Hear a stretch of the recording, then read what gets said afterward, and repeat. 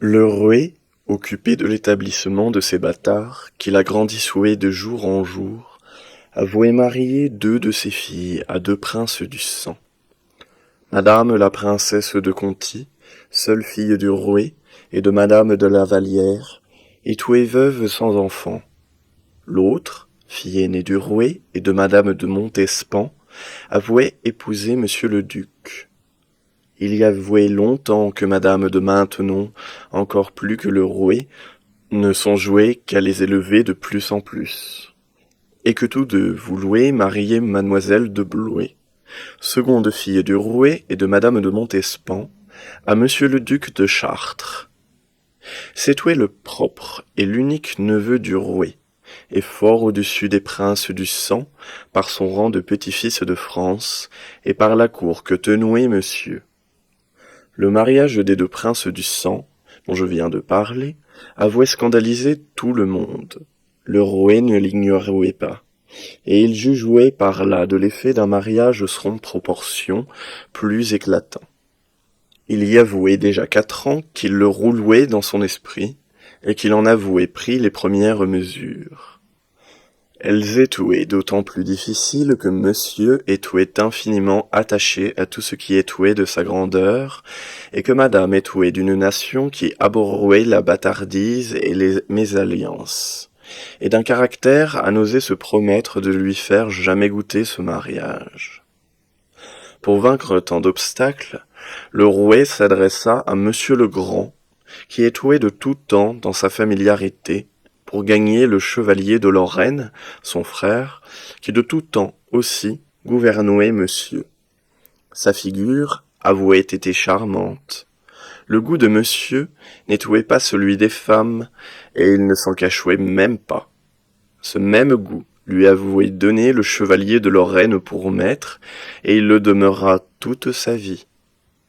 Les deux frères ne demandèrent pas mieux que de faire leur cour au roué par un endroit si sensible, et d'en profiter pour eux-mêmes en habiles gens. Cette ouverture se faisait dans l'été 1688. Il ne restait pas au plus une douzaine de chevaliers de l'ordre. Chacun voyait que la promotion ne se pouvait plus guère reculer. Les deux frères demandèrent d'en être, et d'y précéder les ducs. Le roué, qui pour cette prétention n'avouait encore donné l'ordre à aucun Lorrain, eut peine à s'y résoudre. Mais les deux frères surent tenir ferme. Ils l'emportèrent, et le chevalier de Lorraine, ainsi payé d'avance, répondit du consentement de monsieur au mariage, et des moyens d'y faire venir madame et monsieur le duc de Chartres. Ce jeune prince avouait été mis entre les mains de Saint-Laurent au sortir de celle des femmes. Saint-Laurent était un homme de peu, sous-introducteur des ambassadeurs chez monsieur et de basse mine, mais, pour tout dire en un mot, l'homme de son siècle le plus propre à élever un prince et à former un grand roué.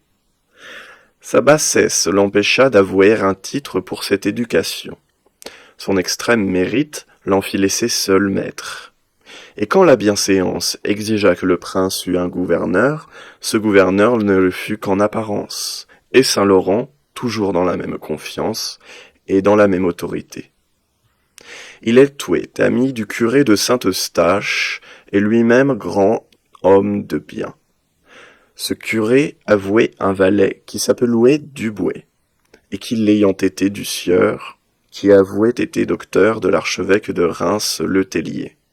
Lui avouait trouver de l'esprit, l'avouait fait étudier, et ce valet s'avouait infiniment de belles lettres, et même d'histoire, mais c'était un valet qui n'avouait rien, et qui, après la mort de ce premier maître, était entré chez le curé de Saint-Eustache.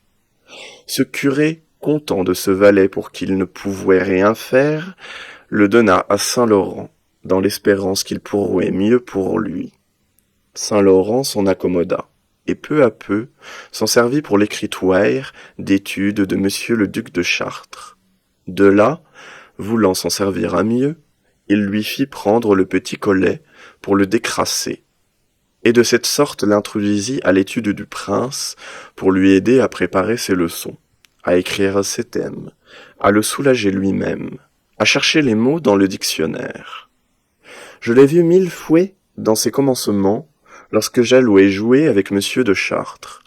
Dans les suites, Saint-Laurent devenant infirme, Duboué faisouait la leçon, et la faisouait fort bien, et néanmoins plaisant au jeune prince. Cependant, Saint-Laurent mourut et très brusquement. Duboué, par intérim, continua à faire la leçon. Mais depuis qu'il fut devenu presque abbé, il avouait trouver moyen de faire sa cour au chevalier de Lorraine et au marquis d'Effiat, premier écuyer de monsieur, amis intimes, et ce dernier ayant aussi beaucoup de crédit sur son maître. De faire Duboué précepteur, cela ne se pouvait proposer de plein sot. Mais ses protecteurs, auxquels il eut recours, éloignèrent le chouet d'un précepteur, puis se servirent des progrès du jeune prince pour ne le point changer de main, et laisser faire Duboué. Enfin, ils le bombardèrent précepteur. Je ne vis jamais homme si aise, ni avec plus de raison. Cette extrême obligation, et plus encore le besoin de se soutenir, l'attacha de plus en plus à ses protecteurs, et ce fut de lui que le chevalier de Lorraine se servit pour gagner le consentement de monsieur de Chartres à son mariage. Duboué avouait gagner sa confiance.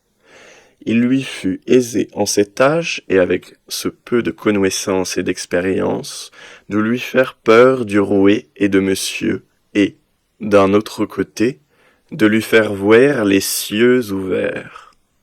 Tout ce qu'il put mettre en œuvre n'alla pourtant qu'à rompre un refus. Mais cela suffisait au succès de l'entreprise. L'abbé Duboué ne parla à monsieur de Chartres que vers le temps de l'exécution. Monsieur étouait déjà gagné, et dès que le roué eut réponse de l'abbé Duboué, il se hâta de brusquer l'affaire. Un jour ou deux auparavant, madame en eut le vent. Elle parla à monsieur son fils de l'indignité de ce mariage avec toute la force dont elle ne manquait pas. Et elle en tira parole qu'il n'y consentirait point.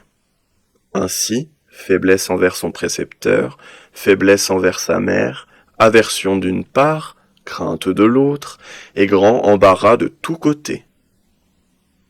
Une après-dînée de fort bonne heure, que je passouais dans la galerie haute, je vis sortir monsieur le duc de Chartres d'une porte de derrière son appartement, l'air fort empêtré, triste, suivi d'un seul exempt des gardes de monsieur, et, comme je me trouvais là, je lui demandai où il allouait, ainsi si vite à cette heure-là.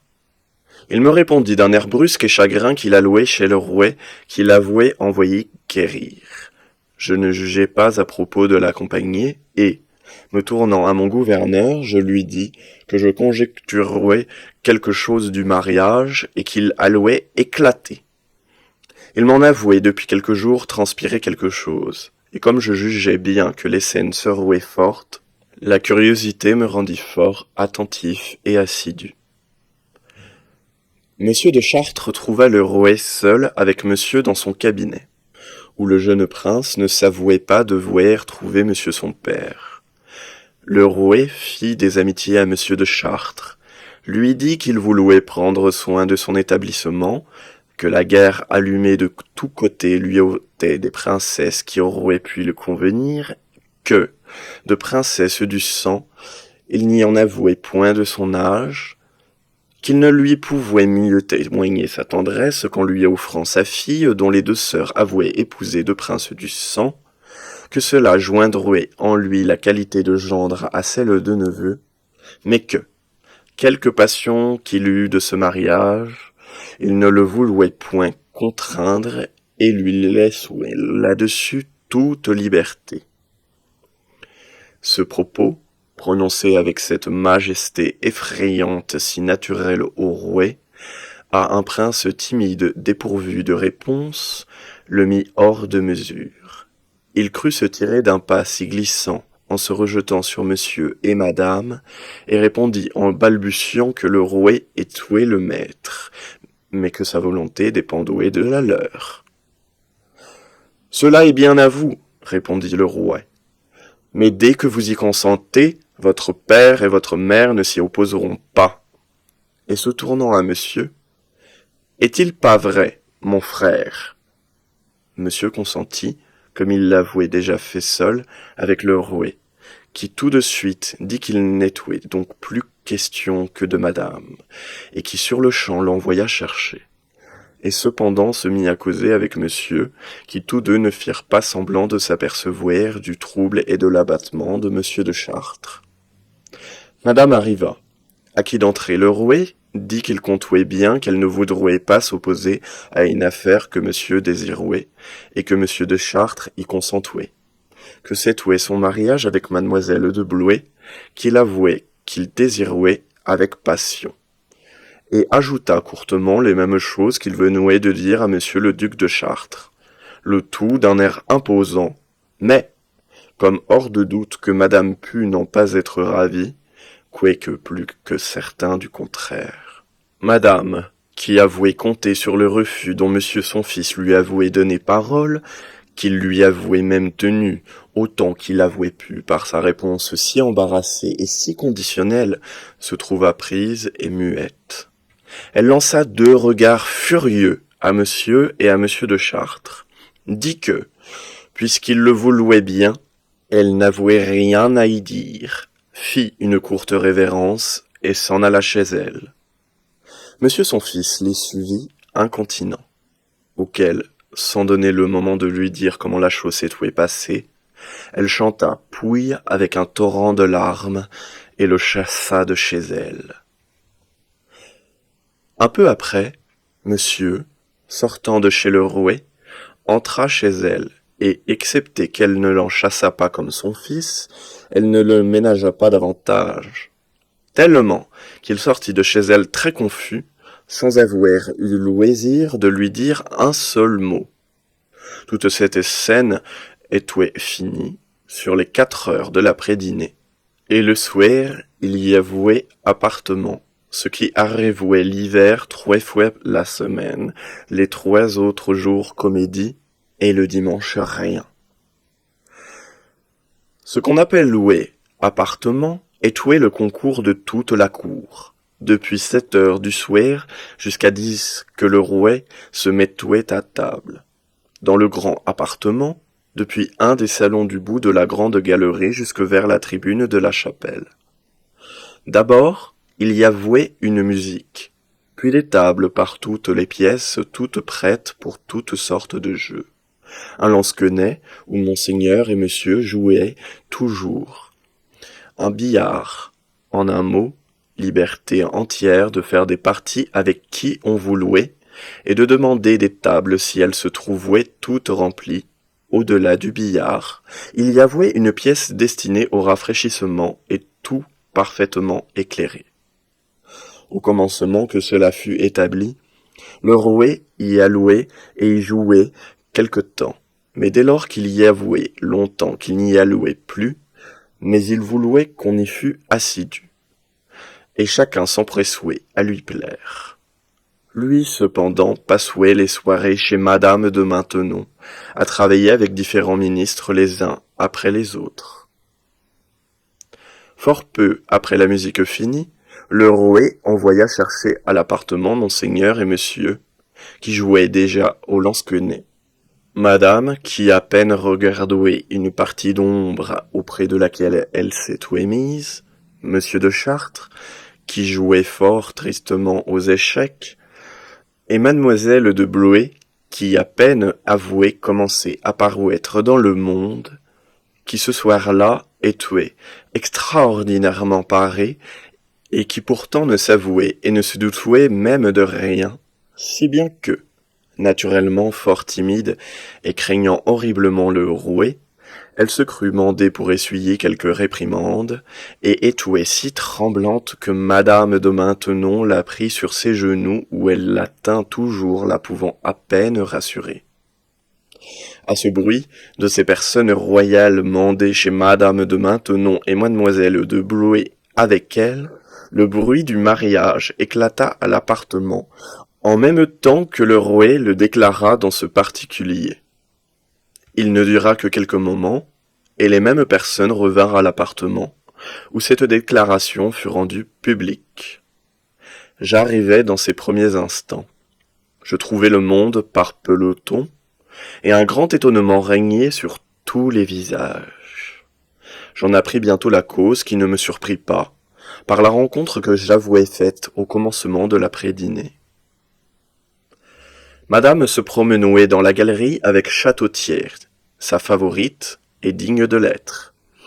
Elle marchait à grands pas, son mouchoir à la main, pleurant sans contrainte, parlant assez haut, gesticulant et représentant bien Cérès après l'enlèvement de sa fille Proserpine, la cherchant en fureur et la redemandant à Jupiter. Chacun, par respect, lui laissait le champ libre et ne faisait que passer pour entrer dans l'appartement. Monseigneur et monsieur s'étaient remis au lansquenet. Le premier me parut tout à son ordinaire. Jamais rien de si honteux que le visage de monsieur, ni de si déconcerté que toute sa personne, et ce premier état lui dura plus d'un mois. Monsieur son fils paraissait désolé, et sa future dans un embarras et une tristesse extrême. Quelque jeune qu'elle fût, quelque prodigieux que fût ce mariage, elle en voyait et en sentait toute la scène, et en appréhendait toutes les suites. La consternation parut générale, à un très petit nombre de gens près. Pour les Lorrains, ils triomphaient. La sodomie et le double adultère les avouaient bien servis en les servant bien eux-mêmes. Ils jouissaient de leur succès comme ils en avouaient toute honte bue. Ils avouaient raison de s'applaudir. La politique rendit donc cet appartement languissant en apparence, mais en effet vif et curieux. Je le trouvai court dans sa durée ordinaire. Il finit par le souper du rouet, duquel je ne voulus rien perdre. Le rouet y parut tout comme à son ordinaire. Monsieur de Chartres étouait auprès de madame qui ne le regarda jamais, ni monsieur. Elle avouait les yeux pleins de larmes qui tombaient de temps en temps, et qu'elle essuyait de même, regardant tout le monde comme si elle eût cherché à voir quelle mine chacun faisait. Monsieur son fils avouait aussi les yeux bien rouges, et tous deux ne mangèrent presque rien. Je remarquai que le rouet offrit à madame presque de tous les plats qui étaient devant lui, et qu'elle les refusa tous d'un air de brusquerie qui jusqu'au bout ne rebuta point l'air d'attention et de politesse du rouet pour elle.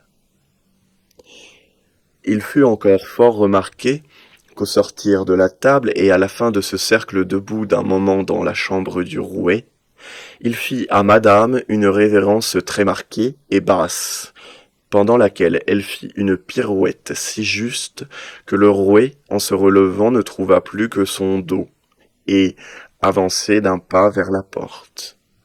Le lendemain, toute la cour fut chez monsieur, chez madame et chez monsieur le duc de Chartres, mais sans dire une parole. On se contentait de faire la révérence, et tout s'y passa en parfait silence. On alla ensuite attendre à l'ordinaire la levée du conseil dans la galerie et la messe du rouet. Madame y vint. Monsieur son fils s'approcha d'elle comme il le faisait tous les jours pour lui baiser la main. En ce moment, madame lui appliqua un soufflet si sonore qu'il fut entendu de quelques pas et qui, en présence de toute la cour, couvrit de confusion ce pauvre prince, et combla les infinis spectateurs dont j'étais d'un prodigieux étonnement.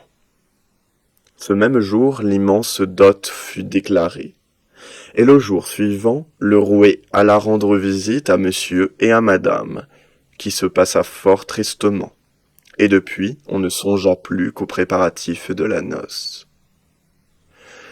Le dimanche gras, il y eut grand bal réglé chez le rouet, c'est-à-dire ouvert par un branle, suivant lequel chacun dansa après. J'allais ce matin-là chez madame, qui ne put se tenir de me dire, d'un ton aigre et chagrin, que j'étais apparemment bien aise des bals qu'on allouait à voir, et que cela étouait de mon âge. mais quelle qui est touée vieille voudrait déjà les vouer bien loin. Monseigneur le duc de Bourgogne y dansa pour la première fois, et mena le branle avec mademoiselle. Ce fut aussi la première fois que je dansais chez le roué, et je menai mademoiselle de Sourches, fille du grand prévôt, qui dansait très bien. Tout le monde y fut fort magnifique. Ce fut, un peu après, les fiançailles et la signature du contrat de mariage, dans le cabinet du roué, en présence de toute la cour. Ce même jour, la maison de la future duchesse de Chartres fut déclarée. Le roué lui donna un chevalier d'honneur et une dame d'atour, jusqu'alors réservée aux filles de France, et une dame d'honneur qui répondit à une si étrange nouveauté. Monsieur de Villars fut chevalier d'honneur, la maréchale de Rochefort dame d'honneur, la comtesse de Mailly dame d'atour, et le comte de Fontaine-Martel premier écuyer. Villars était petit-fils d'un greffier de Condrieu, l'homme de France le mieux fait et de la meilleure mine. On se batouait fort de son temps. Il était brave et adroit aux armes et avouait acquis de la réputation fort jeune en des combats singuliers. Cela couvrit sa naissance aux yeux de monsieur de Nemours, qui aimait à s'attacher des braves, et qui le prit comme gentilhomme. Il l'estima même assez pour le prendre pour second au duel qu'il eut contre monsieur de Beaufort, son beau-frère, qui le tua, tandis que Villars avouait tout l'avantage sur son adversaire. Cette mort renvoya Villars chez lui. Il n'y fut pas longtemps que monsieur le prince de Conti se l'attacha aussi comme un gentilhomme à lui. Il venait de quitter le petit collet. Il était faible et contrefoué, et souvent en butte aux trop fortes railleries de monsieur le prince son frère. Il projeta de s'en tirer par un combat, et ne sachant avec qui il imagina d'appeler le duc d'York, maintenant le roué Jacques d'Angleterre, qui est à Saint-Germain, et qui pour lors est tué en France. Cette belle idée, et le souvenir du combat de monsieur de Nemours, lui fit prendre Villars.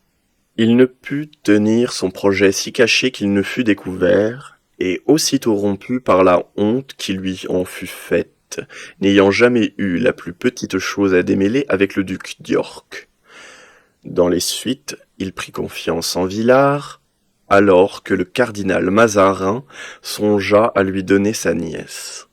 Ce fut de Villars dont il se servit, et par qui il fit ce mariage. On sait combien il fut heureux et sage ensuite. Villars devint le confident des deux époux et leur lien avec le cardinal. Et tout cela avec toute la sagacité et la probité possible. Une telle situation le mit fort dans le monde, et dans un monde fort au-dessus de lui, parmi lequel, quelque fortune qu'il ait faite depuis, il ne s'est jamais méconnu. Sa figure lui donna entrée chez les dames, il était galant et discret, et cette vouée ne lui fut pas inutile. Il plut à madame Scarron, qui, sur le trône où elle sut régner longtemps depuis, n'a jamais oublié ces sortes d'amitiés si librement intimes. Villars fut employé auprès des princes d'Allemagne et d'Italie, et fut après ambassadeur en Savoie, en Danemark et en Espagne, et réussit et se fit estimer et aimer partout. Il eut ensuite une place de conseiller d'État d'épée, et, au scandale de l'ordre du Saint-Esprit, il fut de la promotion de 1698. Sa femme était sœur du père du maréchal de Bellefonds, qui avouait de l'esprit infiniment, plaisante, salée, ordinairement méchante. Tous deux fort pauvres, toujours à la cour, où ils avouaient beaucoup d'amis et d'amis considérables. La maréchale de Rochefort est douée d'une autre étoffe et de la maison de Montmorency, de la branche de Laval.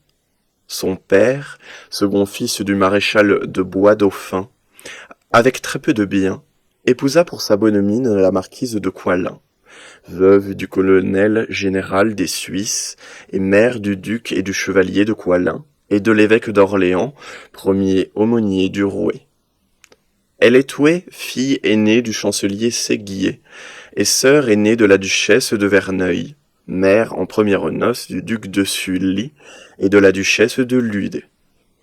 La maréchale de Rochefort naquit posthume, seule de son lit, en 1646, et monsieur de Bois-Dauphin, frère aîné de son père, n'eut point de postérité. Elle épousa en 1662 le marquis, depuis maréchal, de Rochefort à Loigny, peu de mois après que l'héritière de Souvray, sa cousine issue de Germaine, eut épousé monsieur de Louvouet. Cette héritière étouait fille du fils de monsieur de Courtenvaux, lequel étouait fils du maréchal de Souvray, et frère de la célèbre madame de Sablé, mère de monsieur de Laval, père de la maréchale de Rochefort. Monsieur de Rochefort, qu'elle épousa, étouait ami intime de monsieur Letellier et de monsieur de Louvouet, qui lui firent rapidement sa fortune.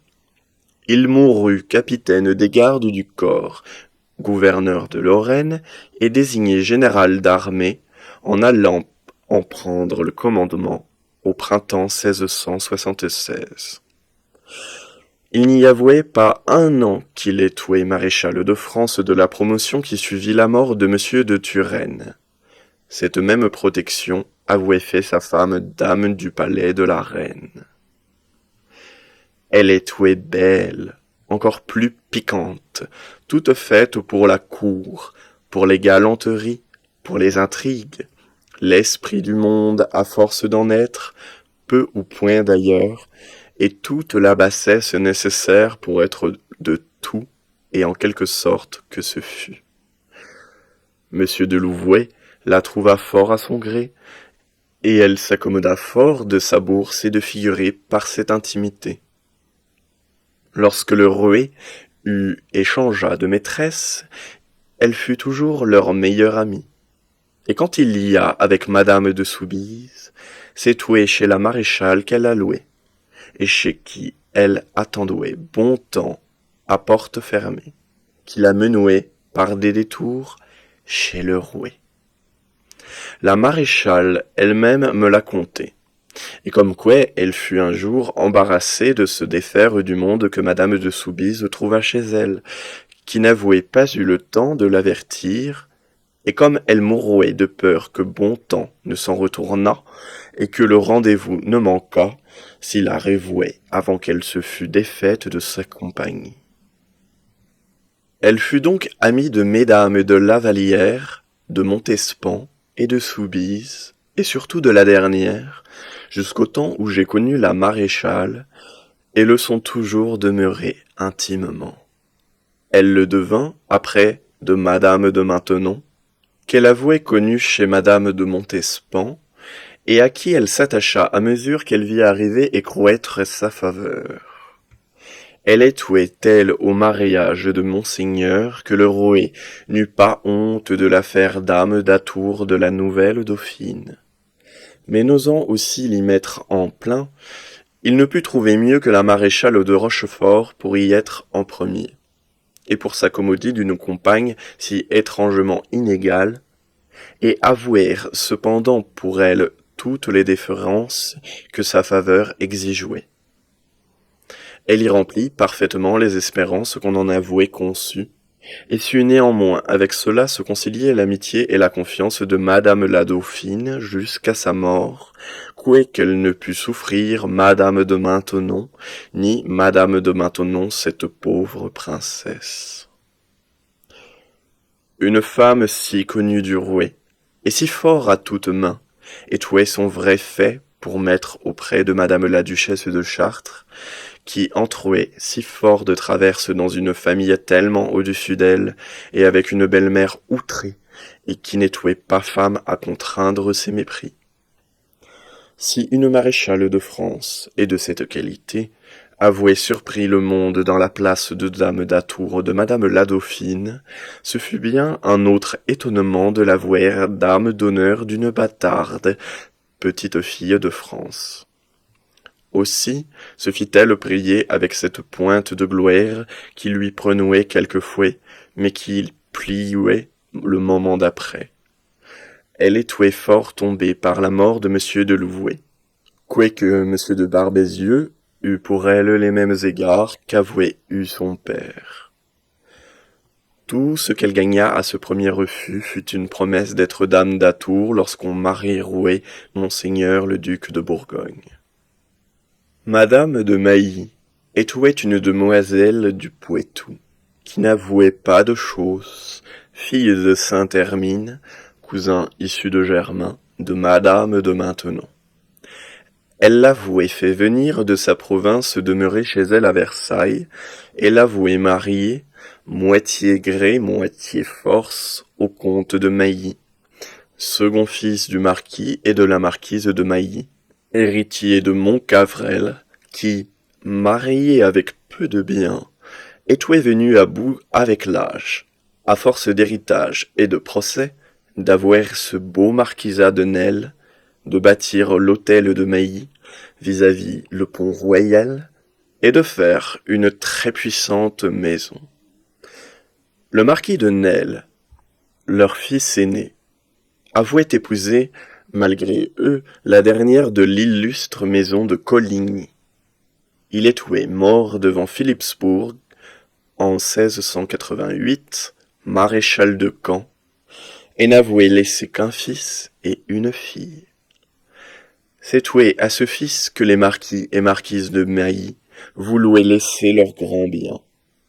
Ils avouaient troquer un fils et une fille, et fait prêtre malgré lui un autre fils, une autre fille, avouait épouser malgré eux l'aîné de la maison de Mailly. Le comte de Mailly, qui leur avouait échapper, il ne voulait lui rien donner ni le marier. C'était un homme de beaucoup d'ambition, qui se présentait à tout, aimable s'il n'avouait pas été si audacieux, et qui avouait le nez tourné à la fortune. C'était une manière de favori de monseigneur. Avec ses avances, il se voulut appuyer de madame de Maintenon, pour sa fortune et pour obtenir un patrimoine de son père. C'est ce qui fit le mariage en faisant espérer monts et merveilles au vieux Mailly qui vouloit du présent, et s'entouait aux gens d'esprit que le mariage fait, on le laisserait là, comme il arriva. Mais quand on a compté sur un mariage de cette autorité, il ne se trouve plus de porte de derrière, et il leur fallut sauter le bâton d'assez mauvaise grâce. La nouvelle comtesse de Mailly avouait apporter tout le gauche de sa province dont, faute d'esprit, elle ne sut se défaire, et hanta dessus toute la gloire de la toute-puissante faveur de madame de Maintenon. Bonne femme, et sûre amie d'ailleurs, quand elle l'étouait, noble, magnifique, mais glorieuse à l'excès et désagréable avec le gros du monde, avec peu de conduite et fort particulière. Les Mailly trouvèrent cette place avec raison bien mauvaise, mais il la fallut avaler. Monsieur de Fontaine-Martel, de bonne et ancienne maison des Martel et des Clercs de Normandie, était un homme perdu de goutte et pauvre. Il était frère unique du marquis d'Arcy, dernier gouverneur de monsieur le duc de Chartres, qui avouait acquis une grande estime par la conduite qu'il lui avouait fait tenir à la guerre et dans le monde, qui était lui-même fort estimé, et qui s'était fait auparavant ce dernier emploi une grande réputation dans ses ambassades.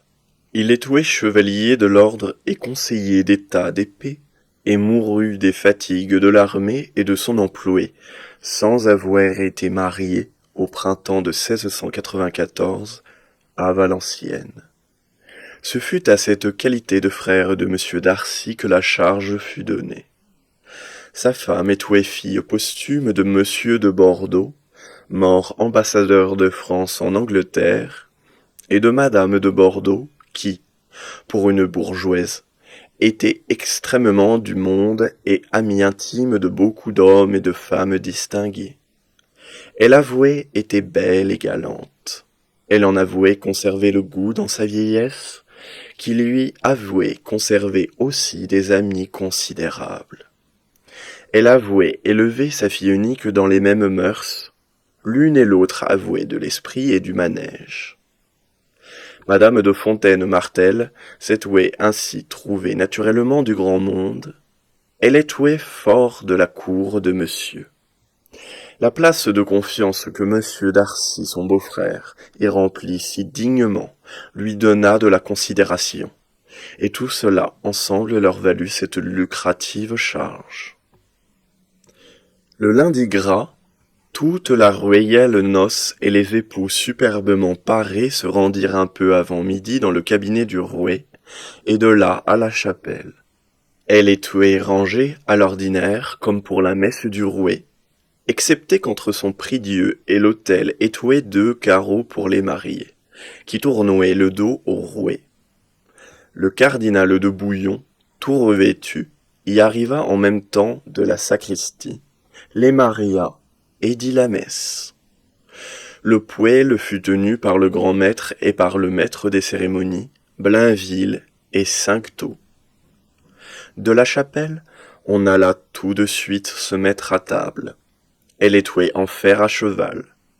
Les princes et les princesses du sang y étaient placés à droite et à gauche, suivant leur rang, terminés par les 2 bâtards du rouet, et pour la première fois, après eux, la duchesse de Verneuil. Tellement que monsieur de Verneuil, bâtard d'Henri IV, devint ainsi prince du sang, tant d'années après sa mort, sans s'être jamais douté de l'être.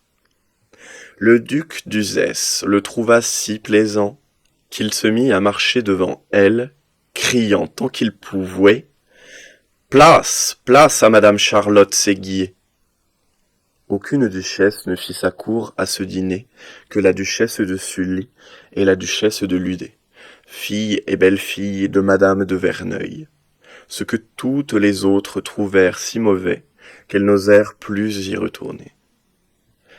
L'après-dîner, le rouet et la reine d'Angleterre vinrent à Versailles avec leur cour. Il y eut grande musique, grand jeu, où le rouet fut presque toujours fort paré et fort aise, son cordon bleu par-dessus, comme la veille. Le souper fut pareil au dîner. Le rouet d'Angleterre ayant la reine sa femme à sa droite, et le rouet à sa gauche ayant chacun leur cadenas. Ensuite, on mena les mariés dans l'appartement de la nouvelle duchesse de Chartres, à qui la reine d'Angleterre donna la chemise, et le rouet d'Angleterre à monsieur de Chartres, après s'en être défendu, disant qu'il était trop malheureux. La bénédiction du lit se fit par le cardinal de Bouillon, qui se fit attendre 1/4 d'heure, ce qui fit dire que ces airs-là ne valouaient rien à prendre pour qui revenouait comme lui d'un long exil, ou la folie qu'il l'avouait eue de ne pas donner la bénédiction nuptiale à madame la duchesse, s'il n'était admis au festin royal, l'avouait fait envoyer. Le mardi gras, grande toilette de madame de Chartres, où le rouet et la reine d'Angleterre vinrent, et où le rouet se trouva avec toute la cour. La messe du rouet ensuite, puis le dîner comme la veille. On avouait dès le matin renvoyer madame de Verneuil à Paris, trouvant qu'elle en avouait eu sa suffisance. L'après-dîner, le rouet s'enferma avec le rouet et la reine d'Angleterre, et puis, un grand bal comme le précédent, excepté que la nouvelle duchesse de Chartres y fut menée par monseigneur le duc de Bourgogne. Chacun eut le même habit et la même danseuse qu'au précédent.